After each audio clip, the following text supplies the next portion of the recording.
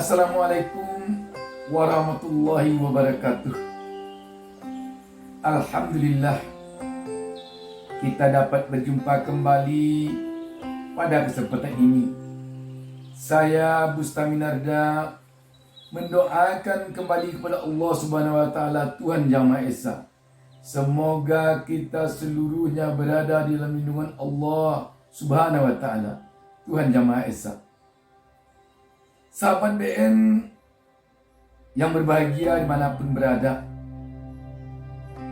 dalam hari-hari seperti sekarang ini, dalam kondisi yang sangat pahit dan getir sekarang ini,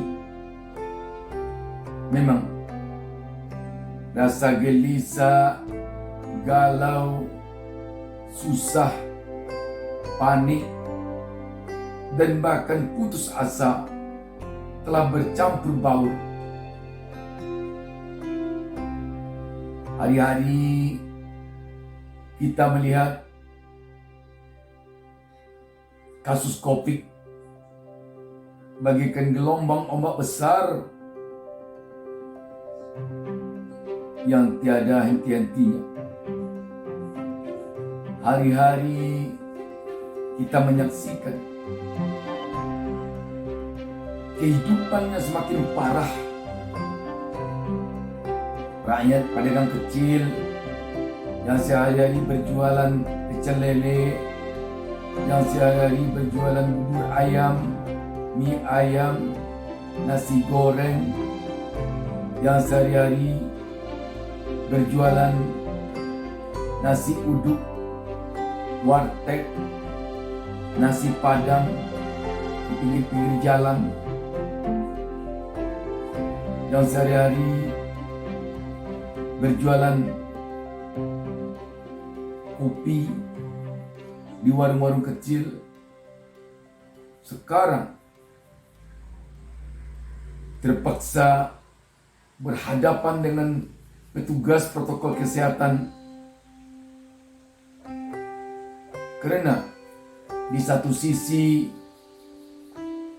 kita harus menerapkan ketentuan protokol kesehatan tentang pengaturan berjualan, buka jam sekian, tutup harus jam sekian. Yang berjualan makanan tidak boleh lagi makan di tempat. Betapa kita melihat ibu-ibu seringkali berhadapan dengan Satpol PP dan petugas keamanan lainnya. Ibu-ibu tak jarang bertengkar, bertangisan, menghadang pihak petugas protokol kesehatan. Di Goa misalnya, seorang ibu yang tengah hamil dipukul Satpol PP.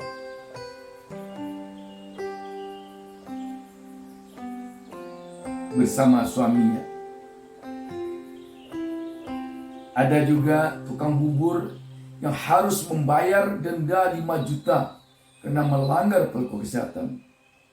Seorang pedagang kopi ada yang harus menghuni lapas karena melanggar protokol kesehatan dan tidak mampu bayar denda 5 juta. Banyak dan banyak lagi. Demo pun sekarang kita lihat ada itu di beberapa daerah.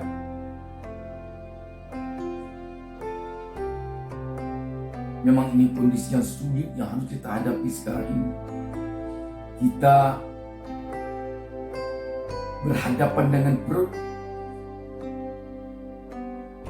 Kita berhadapan dengan tangisan anak yang tidak akan makan. Rengek anak yang minta susu. Kita berhadapan dengan apa besok penyambung hidup. Lihatlah, ada montir-montir HP yang selama ini dia di mall, namun sekarang mall tutup. Dia terpaksa berdiri di tengah garangnya matahari dengan selembar kertas karton dipampangkan di dada dan bertuliskan servis HP, servis HP, hanya untuk mengharapkan uang 20 sampai 30 ribu satu hari buat makan anak istrinya dan kontrak kosnya. Bayangkan, PPKM tidak mengharuskan seluruh rakyat dijamin kebutuhan hidupnya, walaupun mereka disuruh di rumah. Hanya ada bantuan dan bantuan. Selagi bernama bantuan, tidak ada tanggung jawab pemerintah untuk memenuhi kebutuhan hidup sehari-hari secara terus-menerus. Tetapi kalau jaminan hidup baru ada. Untuk mendapatkan jaminan hidup harus dilaksanakan karantina kesehatan atau lockdown. Selagi bernama apapun di luar lockdown, undang-undang tidak mewajibkan, tidak mengharuskan pemerintah menjamin kebutuhan hidup rakyat. Inilah yang dihadapi oleh bangsa kita sekarang, oleh rakyat kita. Sahabat BN yang berbahagia, dalam kesempatan ini saya ingin sampaikan, terutama kepada generasi muda yang sekarang mungkin mulai berbisnis, mungkin 1 tahun, 2 tahun, 3 tahun, atau baru 4 tahun ke 5 tahun berbisnis, atau mungkin juga yang baru mencoba berbisnis beberapa bulan saja. Sekarang datang tantangan seperti ini, masuk penjara, harus bayar denda, harus melihat perabotan warungnya dia angkut oleh Satpol PP ke dalam mobil, padahal modal untuk membelinya tidak ada lagi. Wahai generasi muda, kalian tidak boleh patah arang, kalian tidak boleh putus asa, kalian tidak boleh berhenti berbisnis gara-gara ini. Kalian tidak boleh bersumpah dengan diri kalian bahwa kalian tidak akan berbisnis lagi, tidak akan berdagang lagi ke depan hanya gara-gara ini. Jangan. Pokoknya ini contoh untuk yang lain agar tidak boleh berhenti berusaha walaupun bagaimana. Kan enggak, kalau tidak boleh di kios, motor kan ada. Kalau enggak ada motor, jalan kaki juga bisa bawa. Pokoknya tidak boleh berhenti usaha, kan? Apalagi untuk anak-anak muda. Jangan kapok usaha, ya. Tidak boleh kapok, tidak boleh putus asa, ya, Mas. Ya, jangan. Ya. Jadikanlah ini untuk membulatkan tekad kalian bahwa kalian nanti harus menjadi pengusaha sukses, bahwa kalian nanti harus bisa menjadi pengendali ekonomi di negeri ini. Bersumpahlah kalian dengan diri kalian, dengan jiwa kalian, dan dengan tubuh kalian sendiri bahwa kalian nanti adalah pengendali ekonomi di negeri kalian sendiri. Kalian tidak rela yang mengendalikan ekonomi di tanah tumpah darah kalian ini adalah orang asing, cukong-cukong asing. Tolong kalian bersumpah dengan diri kalian sekarang. Tolong. Kalau orang asing yang mengendalikan ekonomi negeri kita ini, nanti siapa yang mau jadi gubernur, siapa yang mau jadi bupati, siapa yang mau jadi wali kota, bahkan siapa yang mau jadi presiden, dia akan terjun mensponsori orang-orang itu nanti. Ketika orang-orang itu menang nanti, dia akan mengendalikan orang-orang itu. Bayangkan kalau cukong nanti yang akan mengendalikan negara kita. Bayangkan kalau pengusaha asing atau pengusaha yang mengendalikan pejabat-pejabat negara kita. Bayangkan apa yang bakal terjadi.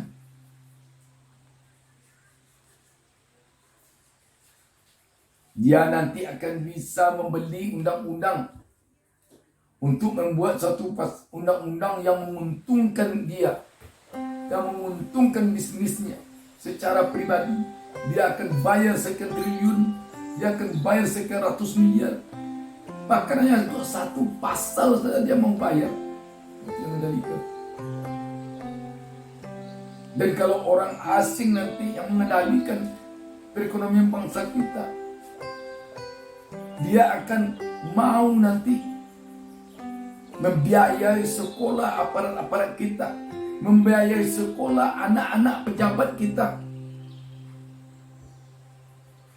membelikan rumah mewah untuk pejabat-pejabat kita. Setelah itu dia lakukan, dia kendalikan pejabat kita. Mau buat undang-undang ini harus begini, mau buat undang-undang ini harus begini. Bahkan kalau ada nanti tokoh-tokoh kita yang keras mengkritik, dia tidak akan segan-segan nanti menurunkan dananya untuk meminta kepada pejabat kita yang bersangkutan agar orang ini ditangkap, ditahan dan dihukum berat. Dia punya uang yang bicara semuanya. Itu yang akan terjadi. Untuk itu, sahabat BN yang berbahagia, terutama sekali para generasi muda, kalau sekarang kalian rasakan betapa sulitnya menjadi pengusaha, betapa sulitnya menjadi pedagang, betapa sulitnya menjadi pebisnis, kalian jangan putus asa. Kalian jangan mau berhenti. Kalian jangan mau nanti mengatakan bahwa saya tidak akan berusaha lagi. Jangan. Badai akan berlalu. Percaya. Kalau nanti gelombang ini tidak hanya diakhiri oleh kiamat, kita akan bisa bangkit lagi. Boleh saja sekarang kita tiara, boleh saja sekarang kita hidup menderita, boleh saja sekarang kita bangkrut, boleh saja sekarang kita tiba-tiba miskin. Tetapi jangan kita diam di sana. Jangan kita diam dengan kemiskinan kita. Jangan kita diam dengan kebangkrutan kita. Kita berniat untuk bangkit. Sahabat BN yang berbahagia, coba kita ingat kembali para pejuang kita. Kalau para pejuang kita dulu merasa putus asa, merasa tidak mau lagi berjuang karena telah sekian ratus tahun berjuang tidak juga tampak ada tanda-tanda kemerdekaan karena begitu kuat penjajah. Mungkin kita sampai sekarang belum merdeka. Bahkan mungkin kita tidak merdeka sampai hari kiamat. Tetapi para pejuang kita tidak mengenal putus asa. Dengan apa yang ada mereka berjuang untuk kemerdekaan negerinya, untuk kemerdekaan tanah airnya. Dengan bambu runcing oke, dengan perang gerilya ke hutan-hutan oke. Yang penting mereka tetap berjuang. Habis generasi yang satu, muncul generasi yang lain lagi. Mereka titipkan perjuangan pada generasi berikutnya. Habis generasi yang satu, mereka titipkan lagi untuk penyambung perjuangannya pada generasi lain. Akhirnya kita merdeka. Mari kita tiru, mari kita teladani, mari kita warisi saat ini jiwa pejuang, semangat juang para pejuang kemerdekaan bangsa kita ini dulu. Mari. 350 tahun mereka berjuang tanpa kenal lelah dan tanpa kenal putus asa. Bayangkan. Ini yang perlu kita pahami.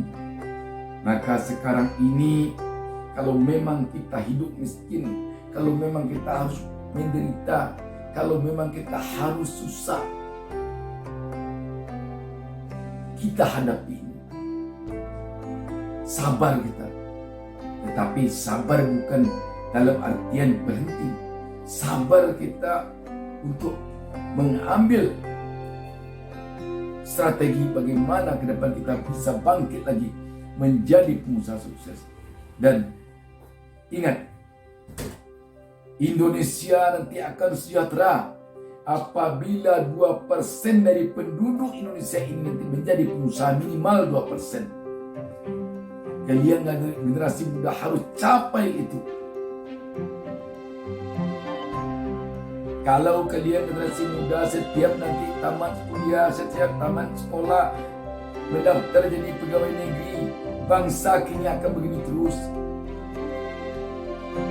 Kenapa saya kata demikian? Seorang pegawai negeri sipil di pusat paling tinggi jabatannya hanya sekjen, sekretaris jenderal. Di provinsi, di kabupaten kota paling tinggi jabatan seorang pegawai negeri sipil hanya sekda, sekretaris daerah. Di atas sekretaris daerah adalah pejabat politis, gubernur, bupati, wali kota. Di atas sekjen, pejabat politis, menteri. Seorang menteri, seorang gubernur, bupati, wali kota, kalau dia hadir di sana karena disponsori oleh cukong-cukong asing nanti, kalian tidak akan dapat mengikuti apa-apa. Kalau kalian tidak patuh kepadanya, kalian disingkirkannya. Kalau kalian tidak patuh kepadanya, kalian dinonjokkannya. Karena itu, ayo kalau mau kalian membangun bangsa ini, kalau kalian mau berperan serta dalam memajukan bangsa ini, dalam memandirikan bangsa ini, ayo jadi pengusaha. Tahan penderitaan oleh kalian dari sekarang. Cintai bangsa ini oleh kalian.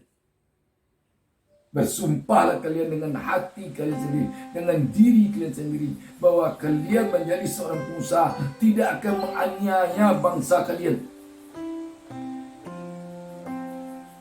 Karena ini adalah tanah tumpah darah kalian sendiri. Kalian bukan menumpang di sini, tetapi adalah tanah air kalian sendiri. Bersumpah kalian bahwa kalian tidak akan mempergunakan uang kalian untuk mengendalikan pejabat-pejabat negeri ini, untuk mengendalikan pemerintah negeri ini, hanya untuk kepentingan pribadi kalian. Semoga ada manfaatnya, dan semoga kelam ini akan cepat terangnya.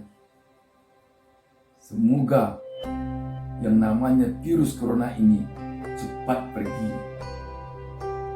Semoga badai ini cepat berlalu. Assalamualaikum warahmatullahi wabarakatuh.